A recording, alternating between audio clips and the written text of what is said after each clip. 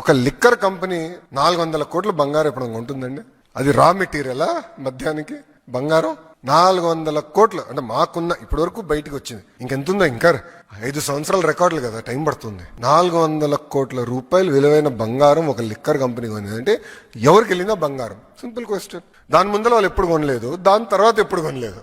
అంటే 5 సంవత్సరాల ముందర వాళ్ళు ఎప్పుడు బంగారం కొనలేదు, ఈ 5 సంవత్సరాల తర్వాత ఏనాడు బంగారం కొనలే.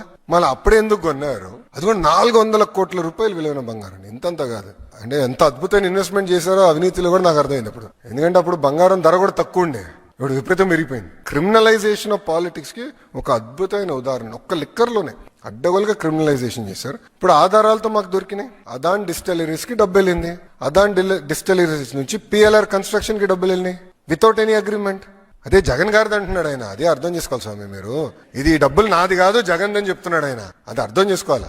అంటే మీరు చూడండి ఎంత అన్యాయమో. చెక్ అండి, పిఎల్ఆర్కి వెళ్ళింది కాదని చెప్పమనండి. వాళ్ళు నేను ఛాలెంజ్ చేస్తున్నా ఈరోజు. పాపాల పెద్దిరెడ్డిని నేను ఛాలెంజ్ చేస్తున్నాను. రాలేదని చెప్పమనండి.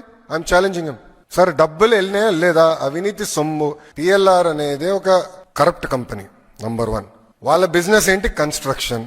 లిక్కర్ కంపెనీ నుంచి డబ్బులు ఎందుకు వెళ్ళినాయి నాకు చెప్పండి sir, please tell me. Liquor company నుంచి పిఎల్ఆర్ కి డబ్బులు ఎందుకు వెళ్ళినాయి? Straight question. వాళ్ళేం కోర్ బిజినెస్ కాదు కదా అది. ఆ డబ్బులు ఎందుకు వెళ్ళినాయి చెప్పమనండి. పాపాల పెద్దిరెడ్డిని నేను ఛాలెంజ్ చేస్తున్నా. నిజంగానే అంత కక్ష ఉంటే 2014 నుంచి 19 మధ్యలో వీళ్ళు బయట తిరిగే పరిస్థితి ఉండేదా స్వామి? తప్పు చేశారు, యాక్షన్ తీసుకున్నాం. There is the matter.